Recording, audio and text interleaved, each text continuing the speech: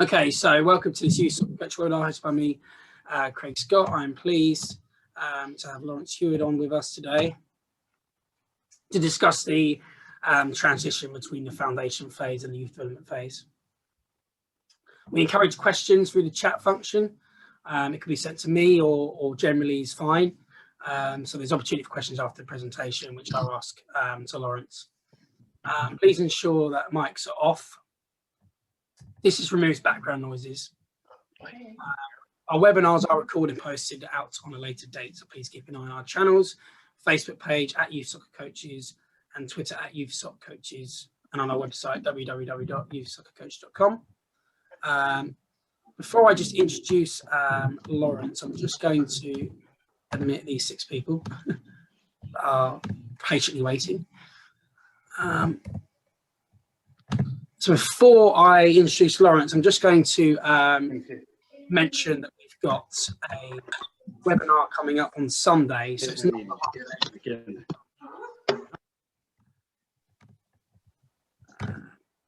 and we welcome Helen Nkwacha to discuss culture and coaching. So I will put the link in the chat. So Helen is a UEFA A-licensed coach and has 3 years working within youth player development in China. Background includes New York Red Bulls, Middlesex County Girl Centre of Excellence, Millwall, Lionesses FC, Gingham FC Girls Centre of Excellence, and current head of youth at TB, a club in the Faroe Islands. So plenty of experience on show. So today, as I said, we've got Lawrence. He's a UEFA A-licensed coach and the youth development phase lead, coach 13s to 16s for Grimsby Town FC. And I'll hand over to Lawrence for his presentation. Thank you, Craig. Good evening, everybody. I hope everybody's well, staying safe, families are well. First of all, just a massive thank you to Craig for having me and inviting me on to present this evening. I'm extremely excited and really appreciate the opportunity to talk about something that I'm extremely passionate about. I think it's something that is relevant to everybody. I think it's something that doesn't perhaps get spoken about enough, and hopefully you guys can all relate to some element of the presentation. And obviously, like Craig mentioned, I look forward to any questions at the end, should you have any. But like I say, thank you ever so much for joining us.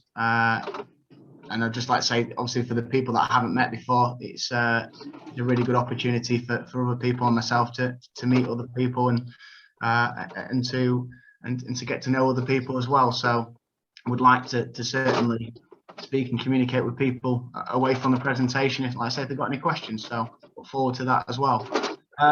So just a small amount about myself. As Craig mentioned, currently hold the position as youth development phase lead coach at Grimsby Town. A recent position that I've just taken up, actually, having spent 5 years in the foundation phase, which I thoroughly enjoyed, and I've now passed the mantra on to Paul Weeks, who I believe is on tonight as well. We've just seen him locking up some of the academy stuff over at Grimsby. So leaving it in such capable hands with some fantastic staff in the foundation phase that set a fantastic environment and really do work extremely hard. So I loved my time in the foundation phase and have now gone on to a different part in my coaching journey, working in the youth development phase, and I had lots of experiences, enjoyed many different parts of the foundation phase, and always found the transitional parts very difficult, whether that be moving the players from under 8, where they first sign for the club, and come into an academy structure, and also the under 12 age, where they're sort of going into a very sort of different environment, both educationally and in terms of an academy structure as well. So there's been lots of different circumstances that have come along, and different bits that have come along the way, and hopefully tonight I can share some experiences with everybody, and hopefully everybody can take something from it. Tonight's sort of presentation will focus around sort of the relationship you have as a coach with your players, and how you can develop and support the players, but most importantly, support them as people. Supporting them as players and supporting them as people should come hand in hand, rather than separating the two, is how I believe. So just a small clip in terms of the foundation phase, filmed a couple of seasons ago, from our academy.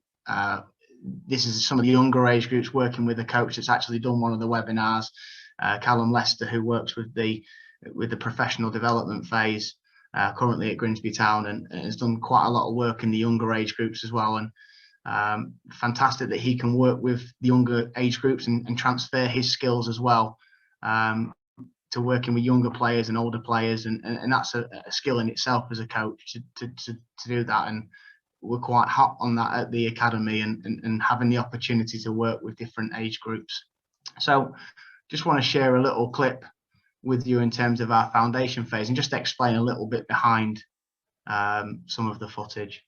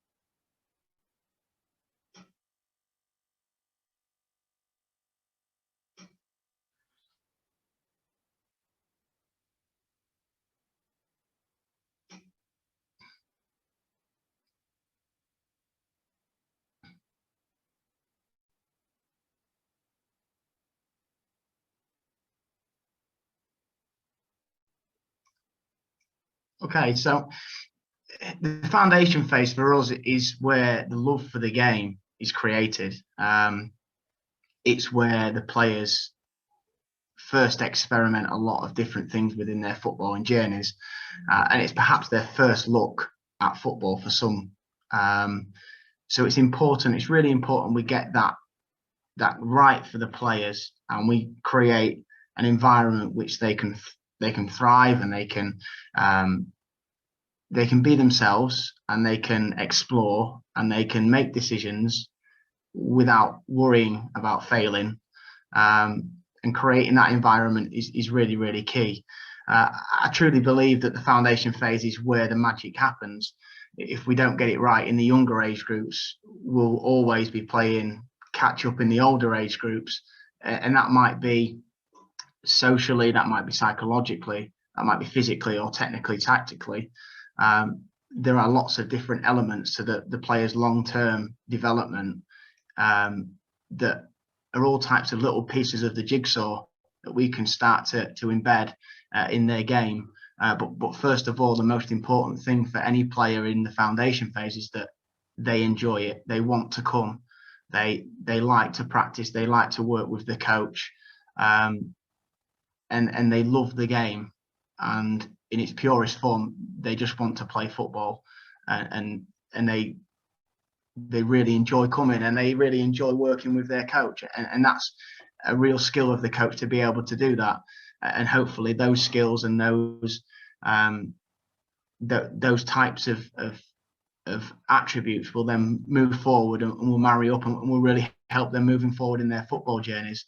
So I guess it's how you create that inside your practices. So that's probably one of the biggest elements in terms of creating the environment, would be within your practice design. So in terms of the players, they are new to the game. So coming into the academy, they start with us at the age of under 8. Their first season is under 9 players. So it's their first look, as I mentioned, in the game. It's, for us, it's about creating a real focus around their connection with the ball. So their connection and their confidence with the ball at a young age, that allows them to experiment, be creative, explore, by allowing players to make decisions and make mistakes and learn from those experiences. You're supporting them along their pathway, along their journey. Your practices must reflect this. So when creating practices for the younger players, we try and create lots of practices that involve lots of decision making, lots of opportunities to practice things, a lot of different trial and error opportunities for them within their practice. So if we look at some of the bits that we really do focus on, and I've highlighted it at the top, it is the fun element. So fun element, getting that first. So I always say to the coaching staff that I work with, is it a session that you would like to be involved in? Is it a session that you would like to play in? I think if the answer's no, scrap it, rip it up, change what you're going to do, because the players want to enjoy themselves. You want to enjoy watching the players enjoy themselves. So it's about creating that environment within that. So looking at small-sided games, we use a lot of small-sided games within the academy. Again, getting as close as you possibly can to the game within your session is really important. You can add lots of different challenges within that. You can look at the individual within the team. So you can try and ask the individuals to try and score without using teammates. That might be a way of introducing more opportunities for the player to dribble and explore with the ball, and how he can beat opponents, and how he can try his different skills and his different practices that he's done at home with his home learning, which obviously we saw a little bit within the clip, and how we embed that into the practices, and how we embed that into some of the team play. You can ask players to try their best to try and stay on the ball and try and pass forward when possible, or try and stay on the ball until they can pass forward. All little opportunities for you as a coach to try and plant little seeds about being positive, by being brave on the ball and enjoying the ball. Because ultimately it is a possession-based game, but it's an individual possession-based game, and it's making the right decision when to share that possession. And that is the time when you're able to pass the ball. Decision making is huge for everything that we do at Grimsby Town. It's all about making decisions, and it's all about empowering the players to make those decisions. It's about explaining to them at the right times, you know, if they have made a wrong decision. It's managing that mistake, and that intervention perhaps varies and changes as you develop through the system. So in the foundation phase, we tend to use a slightly more a more relaxed approach in terms of our interventions. So we'll spend less time commanding and directing, and more time allowing the players to explore. So a lot of trial and error in terms of our communication with the players. That was really good. Could you try this for me? You did really well there. That was excellent. Well done. Lots of positive reassurance to the players that they're doing their very best, and they're trying their very best, and they're doing their very best in terms of making a decision, which is the really, really positive thing to do. And like I say, that those sort of strategies and those managing of those mistakes will develop over time, and there will become a time, which we'll speak about a little bit later on, there will become a time where perhaps guided discovery and trial and error are perhaps not the right things for the older players. They perhaps need telling at times. They need that little bit more information there and then. Whereas our younger players are perhaps really starting off in their journeys and perhaps need to find what does work for them. We're massive in terms of ball rolling time at the younger age groups, especially. A really interesting. I had a gentleman that used to work with us and used to preach about the amount of time that the ball gets stopped, and it was really interesting that if you have a session which perhaps lasts 60 minutes, say 60 minutes, and you have one session a week, and if you was to stop that session for 10 minutes, that's 40 minutes within a monthly period. And that probably equates to around 360 minutes over an average season. That can be 6 whole sessions that you've potentially stopped the session, which is quite impactful. So I always think that when you do stop the session, especially with the youngsters, then make sure it's worth it. Make sure that the information that you're providing the players is worth it. Make sure that they are going to take something from what you are saying, and they can understand it and it's relevant to the game. And that all comes down to understanding your players, and that's a massive thing, understanding your players and how they would like to receive feedback.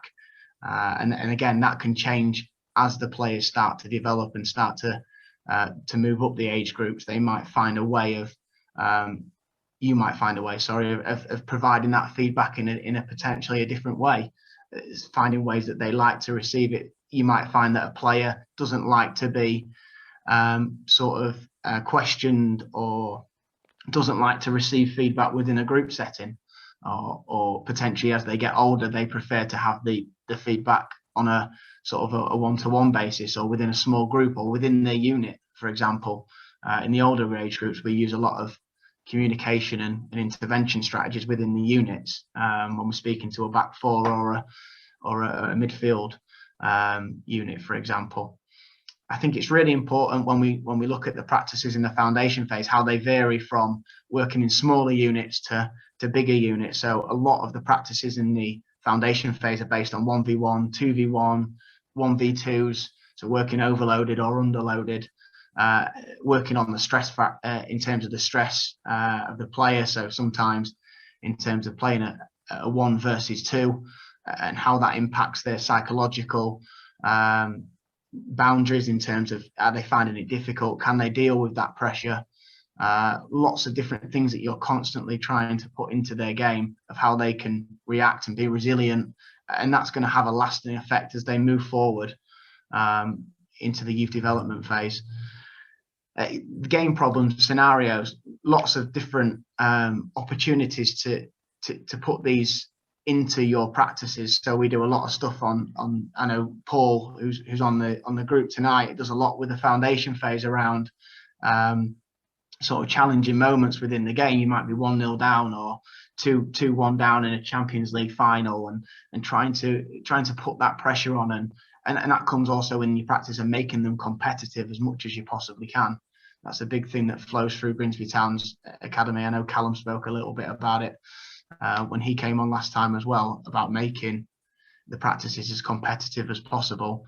That has lots of different reward factors and different things you can work with in terms of how players deal with that competitiveness and how they react to those sorts of situations.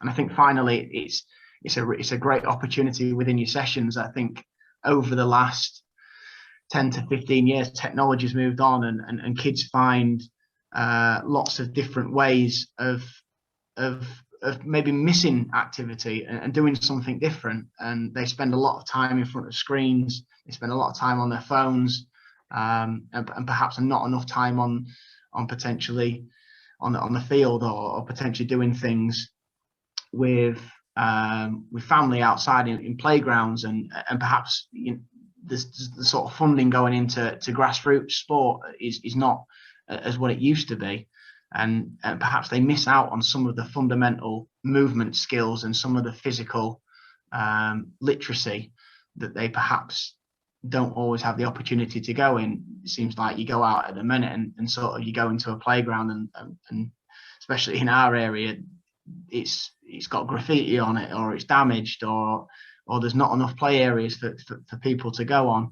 So it's really important that we try and provide the players with that within their sessions. That will also help them moving forward to develop those physical literacy skills.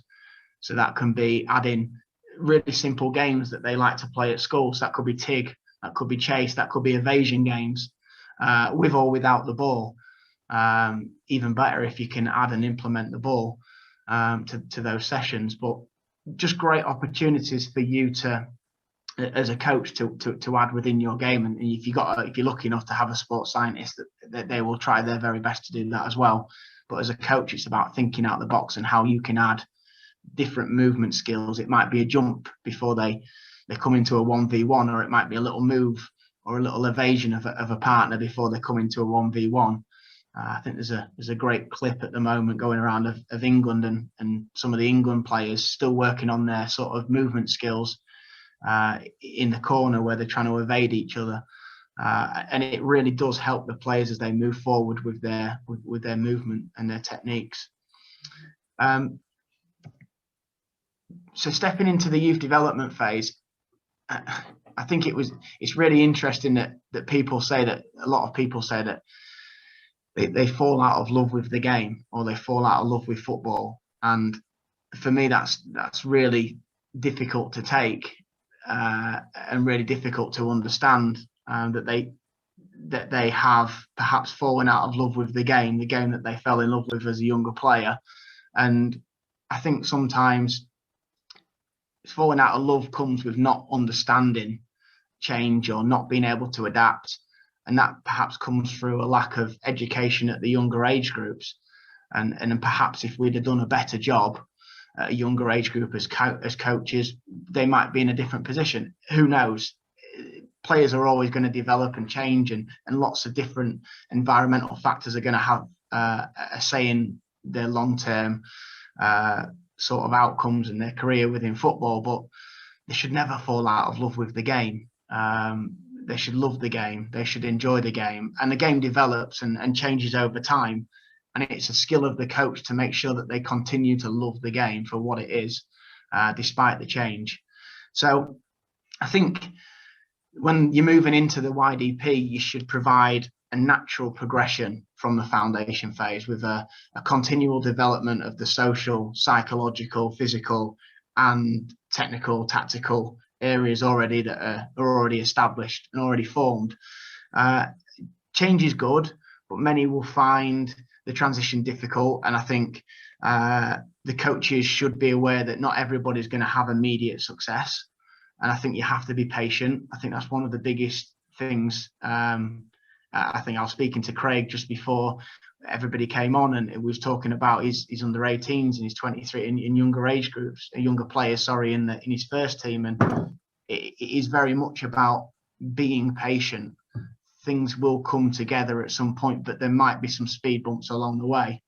And as a coach, you can only support the players along that journey and do your very best to help them.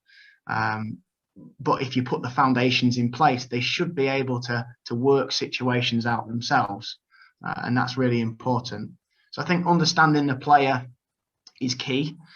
Under 12s is the age group that they transition into at the end of the under 12.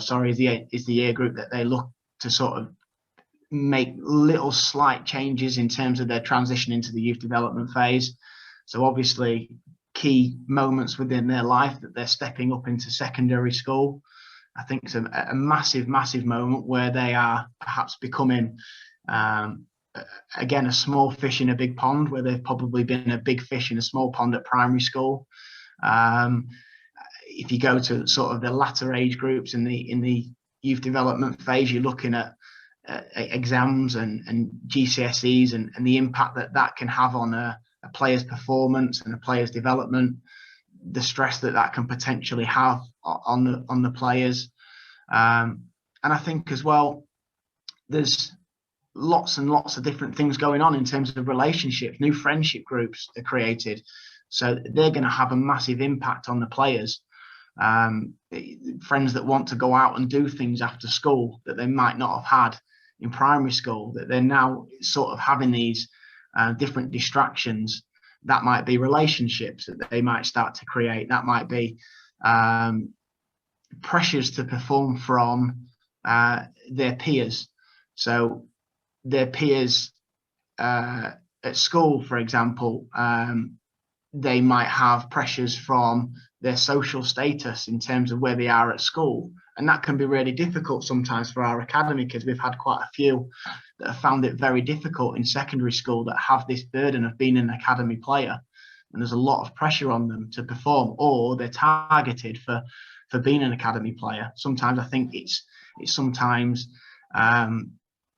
people think that there's a celebrity status around being an academy player in a secondary school, and that can be very difficult sometimes. You are sometimes targeted for bullying, and it is an issue we've had previously, where you are good at something and people can become very jealous, and that's very difficult to sometimes manage, especially when hormones are changing and lots of different things, which we'll go into a little bit later. But there's certainly a pressure to perform, and that pressure can also come from themselves, and that pressure can also come from parents as well.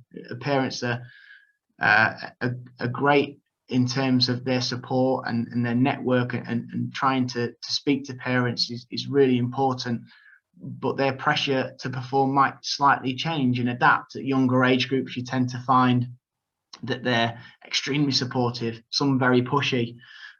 They want their son to play every minute of every game. They want them to have the best experiences, and they're there at every single game. And that sometimes changes in the youth development phase. Sort of, we see a lot of parents on the sidelines training in the younger age groups, and it starts to deplete as they get older. And that has become sort of part of, there's more of a pressure to perform educationally. The parents are starting to understand, the chances, or the realistic potential of their son in terms of making it as a professional footballer. They want to try and make sure that they get a good education, which we try and embed in the players at a young age as well. That education comes first. If they're not behaving or performing in school, then they might have to miss parts of their football.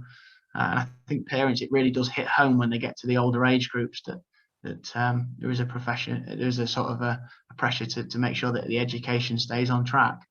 And like I say, balancing a busy schedule when other people want to go out and do other things. And of course, they training 3 times a week, potentially in the youth development phase, that sort of increases as well. And potentially sort of finding new hobbies as well. I've just got a picture of a young man that's just signed his scholarship, and he was a very, very good cricketer, and he had to make a decision ultimately to pursue his football or to pursue his cricket. And that can be very, very difficult at that age to make those sorts of decisions. And he had a real difficult time at some of the younger age group 14, 15s making that choice, and that would impact also his match time. It would impact on his training time in terms of when he was with us and when he was with cricket, and we'd have to manage his workload in terms of how many overs and things he'd bowled. So that all comes into play as they move and they progress through to the older age groups. So in terms of training and games, there's a huge amount that changes in such a short period of time. It might be pitch sizes, in terms of, I think was one of the obvious ones, in terms of going from 7v7 to a 9v9 to an 11v11 in such a short amount of time. And your practice design, going back to your practice design, that has to reflect on the bigger areas that you're now working in. So it's no good working in a 5 or a 10v10 if you're going to be working and playing on a 30x30, 40x40 area when you get playing. If you're a fullback working in the sort of area you're going to be working in when you go on the pitch. Pitch geography is really important to players. So an understanding where they perform and the areas that they perform in and what scenarios they face, and that has to be replicated within your practice design. Playing formations, it's about gradually providing the players with experience of different formations, different systems, different opportunities of looking at different things, but having a gradual increase in progression. So if you can look at if you're looking at it in terms of the left-hand side, we've recently just had a little bit of a change with some of our formations and formats and systems, but a year or so ago we were still looking at the 4-4-2, and to move from a 9-a-side to an 11-a-side, we sort of went with a 2-4-2 in 9-a-side, and we looked at trying to create the 7 and the 11 as a sort of our fullbacks, and how we can sort of try and create a back four at some stage and try and create a midfield four at some stage, and how that would transition into the adult game. We felt that that was probably one of the easiest ways to transition into a 4-4-2 by adding fullbacks in, but you would still have the 7 and the 11, which would start to develop a physical understanding behind the position about getting up and down. So fullback has to do that, but they potentially have a lot more work to do in that formation, so that it's quite physically demanding. But they're progressing and they're learning that role. They're also learning the roles and responsibilities of a fullback at the same time. But you have a lot of the units which are very, very similar. So that is a really big factor in terms of when you're coming to planning. So when you're younger age groups at 7-a-side, thinking about your planning ahead of 9-a-side to 11-a-side, and how that's going to transition and how that's going to progress. Because if you don't think about it, it soon sort of jumps up on you, and you get to the stage where you're just entering the youth development phase or just changing formation, and they don't see any common bits that are sort of matched up with some of the stuff you've done previously, or it becomes a little bit foreign to them. So as much as you can provide them with some of the similar stuff and some real detail in the earlier years, and build those blocks for them and help them, even better. Because like I said, there's a lot more going on in terms of the increased in terms of game time and an increased amount of training time. So they do go in and increase their training time from around 3 hours to 6 hours in the youth development phase. Again, what sort of consequence does that have on their sort of home life? What consequence does that have on their social life? It has big impacts in terms of their social and psychological corners. It also has a massive effect, positive and negative, in terms of sort of the technical and physical. Physically, obviously, it takes a lot more out of them. They're playing for an increased amount of game time on a weekend. They played maybe 60 minutes. They jump into an 80 minutes. That 20 minutes can be quite impactful on the young players that are growing and changing quite quickly. The goal dimensions, obviously, for goalkeepers, a massive one. They go from 5-a-side to 9-a-side to 11-a-side, or to 3/4 goals to 11-a-side. And that can be a massive, significant jump, especially for the goalkeepers that potentially, in terms of maturation, are a little bit further off than others. And that can be really, really difficult, how they are able to control an area which was much smaller only 6 to 8 months ago. Now they have to control a much bigger area. So again, that comes into your planning and your design of your practices. So making your practice design look what it looks like on a game day is really important. Sort of player recruitment, it's a great opportunity. I think we use the under 12s really as we're constantly recruiting at Grimsby Town. We have some people that do a really good job in terms of recruitment. Dave, our head of recruitment, the coaching staff do a great job in terms of going out there and watching players. But it's really important that under 12s especially, you see a lot of change, and potentially some of your later developers are already starting to flourish. It's really important you're constantly keeping an eye on some of the players that potentially a year or 2 years ago potentially weren't at that level, or didn't have the qualities that you were looking for at the time. It's important that you continue to have a look at those players and continue to work with those players and be really patient. And I think that's really important with your own players as well. A lot of people can jump to conclusions that this player is perhaps struggling at the moment, but he might be going through a lot of different change, both on the pitch and off the pitch. I think one thing that we do tend to do, or we've really tried to do over the last year or so, is try and keep an age group coach with the the group that's transitioning, or do our very best to try and keep a coach that's been with them the previous year and move forward with them. I think there's pros and cons. I know that some players prefer different styles, or some players prefer different coaches within the system, but it's really important that some elements of their program remain consistent, and coaches are a consistent in terms of the consistency. They are constant within their lives, and they have a big impact in their lives. And like I say, some people won't get on with their coach. I think that's just a natural thing. But it's really important to have that continuity, and that's somebody to go to, and that's somebody to listen to, especially when you're going through a vast amount of change in a small period of time in terms of 12s to 13s, and it really does help. So I think one of the biggest elements, in terms of one that really jumps out to you, is when they're transitioning from the foundation phase to the youth development phase, is understanding physical development. And entering the youth development phase is such an important time for the youngsters in respect to physical growth and how their bodies mature and develop. Within the phase, they could be on the way towards, or in the middle of, or already beyond puberty.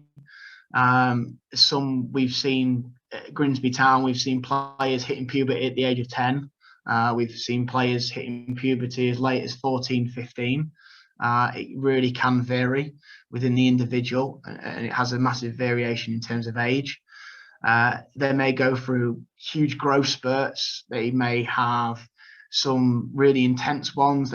Others may have a very gradual growth and be fine and not have any real significant issues with their muscles, or with gaining body mass, for example, or face different challenges in terms of their movements.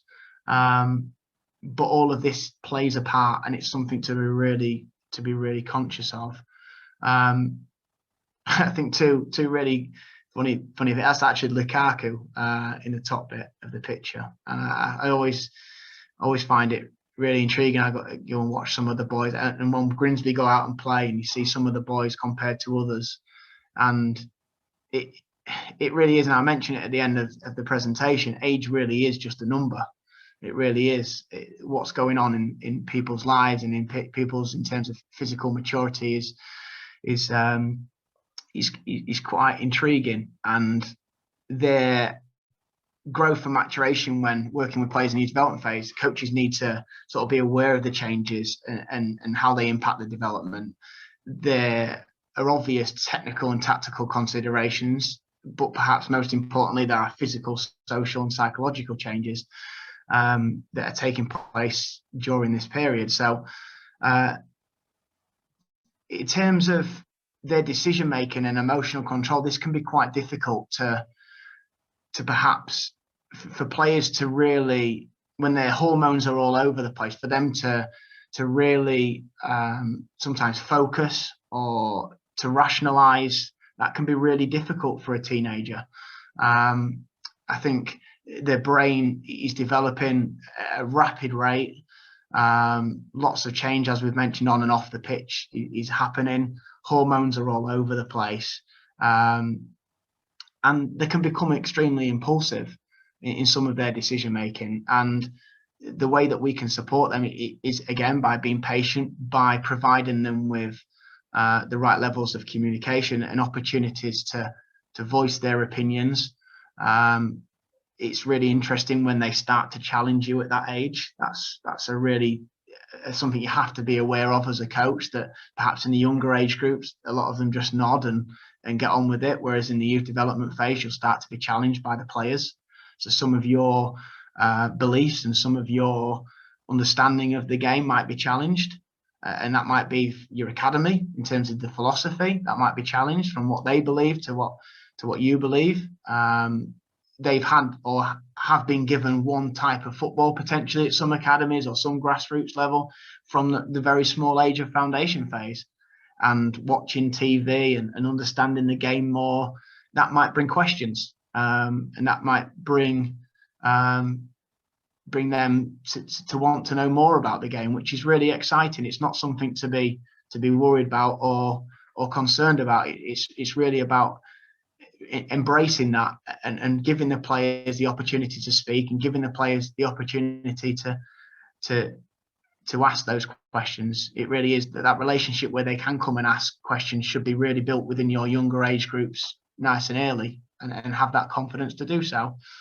I think one of the biggest ones we're really struggling with at the moment, I think any of the coaches that are on tonight, and we've got a great under-12s coach in James and Danny, and they do a great job, and some of the 13 staff in Tom and Julian. We've got some great guys that have to be extremely patient at the moment, because injuries are just a huge significant part of what we do currently in the 12s and 13s. It seems to be a real onslaught, and especially with the current climate in terms of the lack of football and the lack of potential opportunity to get out and play and go and explore sport and go out there and play with their friends. We're coming back and we're seeing a lot of injuries.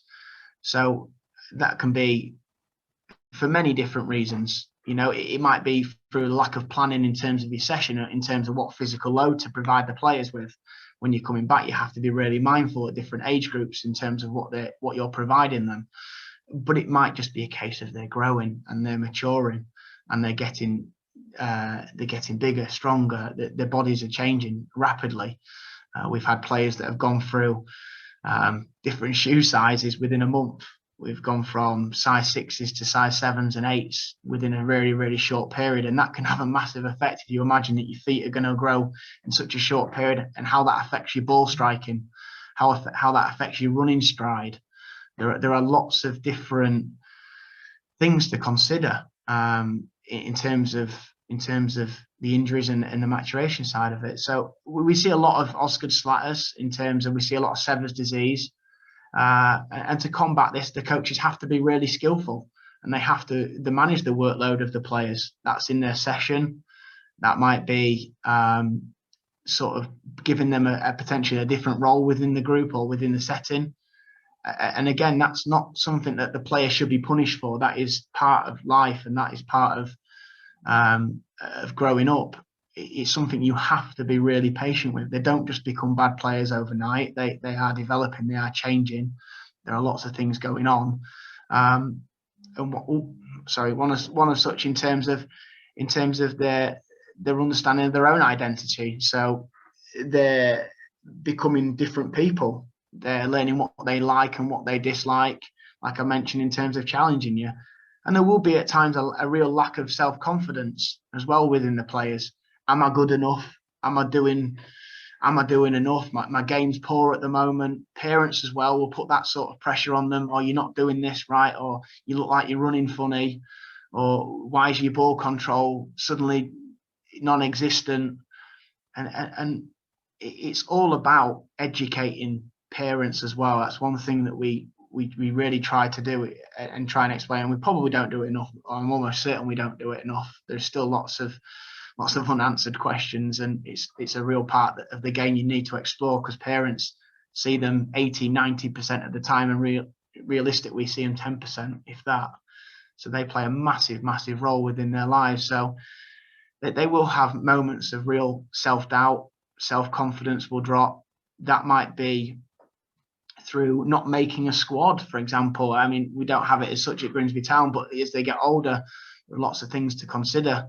Not making the squad and how that impacts their sort of feelings, and how can that be worked upon within sort of the younger ages again? So how can you build those sorts of feelings and those thoughts of disappointment at times within your practices? Again, that goes back to some of the competition side of it. Making your sessions competitive will have a big impact on later life in terms of being sometimes failing, sometimes not achieving what you want to achieve, that resilience factor.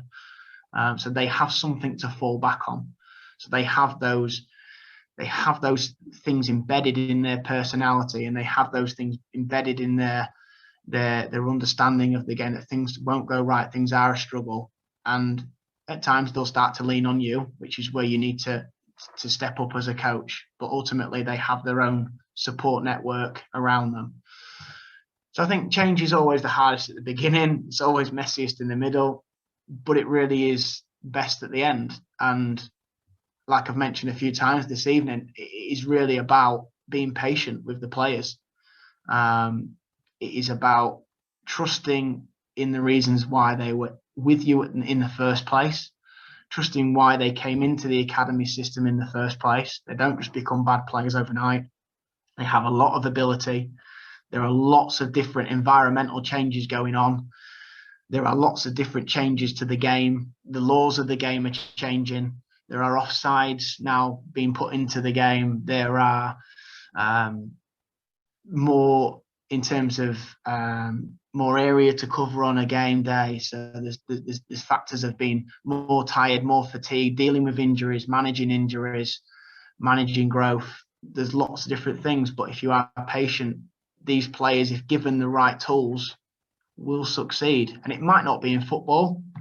And that's something we have to prepare them for, but it might be something in later life that they can use those skills and they can transfer those skills to their life. So that resilience, that mentality of striving and doing better might be something they can put forward in their life. So in terms of youth development phase, the emphasis on independent decision making becomes greater in the youth development phase, along with introduction of playing positions and systems of play. Increased emphasis on the player's tactical contribution in the youth development phase, and most drastically the physical changes which we've mentioned. So in terms of playing styles, small-sided games remain an integral part of their development. It's something that shouldn't be taken out of the game. They still need to play games. The love for the game, as we've mentioned before, it still needs to be at the forefront of everything we do. There might be different, types of practices. We might do a functional practice where you're zooming in on a certain area of the pitch that involves specific parts of the pitch, specific people. So that might be left full back with a right winger or whoever you want to work on within that area. So we do some splitting into different areas of the pitch. Where's the remote? Working on different 2v1s, etc. In wide areas might be something that they commonly come across within the game. So it's important you practice those situations. Phases of play might be another one where you specifically utilising the width of the pitch in and around, again, a specific area of the pitch, and you're working on attacking versus defending and developing sort of unit and team tactical understanding. But it's really important you don't get away from the individual development as well. So constantly working on the boys' individual plans, which become a little bit more apparent in terms of working on their sort of individual responsibilities, roles, their technical qualities in terms of their position that they will start to develop and start to sort of make their way into a more specific position, rather than what they did in the foundation phase where they really explored their positions. They will still explore to a degree, but they very much will start to find their feet in a specific position, A, they like, and B, that they do well in, and that they are good in, and their sort of physical, psychological, all their makeup will help in their or your decision as a coach and their decision as a player in terms of where they end up as a player in terms of a positional role. Match day preparation. So it's important that I've just put -1. It's important in terms of your preparation in terms of your build up to a match day. So you might be -1 day in terms of before you're just about to play a game. How much of an intensity or how much of a workload the players need before you prepare the session. So tonight might not be the greatest night to do any of the running or a longer, more intense sessions. So it's important you plan your sessions in accordance to the days before the game or the lead up or the build up to the game. Again, intervention strategies can change. It becomes a little bit more command and direct, whereas in the foundation phase we've spoken about potentially being a little bit more guided discovery. This is what I'd like you to do now. This is what I want you to do. This is what I need you to do. I want you to do this. Might become a little bit more of a strategy of how to intervene with the players. Set plays, so big moments within the game, is something that you have to prepare the players for. It's really important that you maybe speak to the players in terms of their roles and what they'd like to do on set plays. That's always a good thing to do. A lot of people put their players in a position, but sometimes it's important to ask them what they like to do and involve them within that setup and that process. Someone might like to go and head the ball. It might be your smallest player. He might be really good at it. He might like to go and attack. He might not feel comfortable on the front post. He might feel comfortable somewhere else. And ultimately, he will have to take part within a role. But ultimately, and giving the players and empowering the players will be really impactful for your team. And maybe they might defend with a little bit more determination and a bit more pride in terms of their position or their role on those set plays. And the opposition as well, preparing your sessions in relation to the opposition. We don't get a huge amount of game footage, or we don't show a huge amount of game footage of the opposition at youth development phase as such, but in the latter stages under 16s, when we get to sort of floodlit cups and stuff like that, if we get some footage, we'll show the players, and that can impact your session planning of what the opposition are going to do, and think about the percentages of what you might do to counteract what they do. Or you might consider, you're going to take more of an emphasis on what they do. So you're going to plan more around what they do, or you're going to focus on exactly what you do and make sure you're really good at it. So just talking about developing the individual within the team, giving the players ownership, parental support is massively important within that, and player ownership around giving them roles and responsibilities, whether that be positional roles or that may be roles off the pitch. That might be leadership roles, that might be captaincy roles, roles that they can really take forward again into general life, into life outside the academy. Parental support is really important, as we've mentioned and touched upon, and how they can support the players.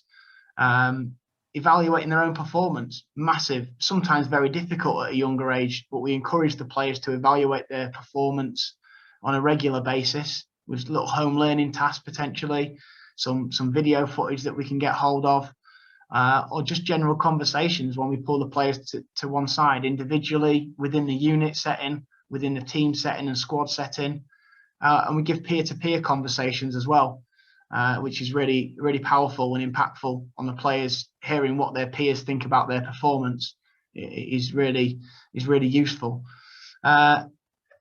Preparing the players for life beyond football, again, is just a constant throughout all the phases. Really, is building them for a life outside of football, whether they are successful or not successful. It's having those qualities that they can go forward with, not just the technical, tactical footballing side, but the psychological, the resilience, the self-confidence, the ability to be supportive, to be a leader, to have all those qualities that's going to take them forward in their life, and be really positive, having a positive impact in their life.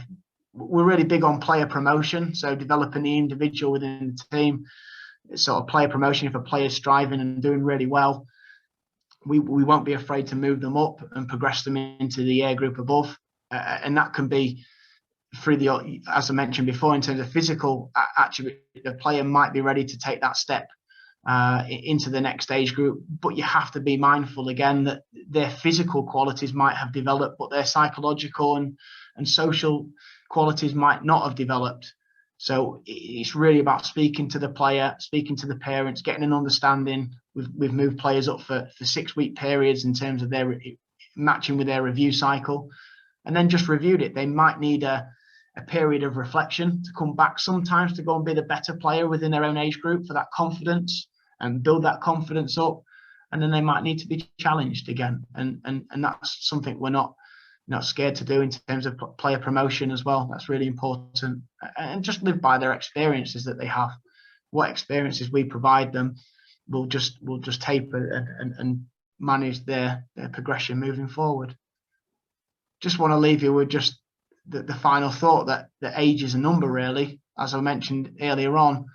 And while we group our players into groups and phases, and it's important to remember that this is simply a guide, youngsters, they all develop differently, and they develop at different rates, and compared to their teammates, it might be completely different. A player might be more or less advanced in a variety of different ways. We've mentioned in terms of the 4-corner model, and they all develop differently at different times. And it's about being patient. It's about understanding the players, creating the right environment for the players to shine, and being a really supportive person within their life and within their footballing careers and journeys. But thank you ever so much for listening.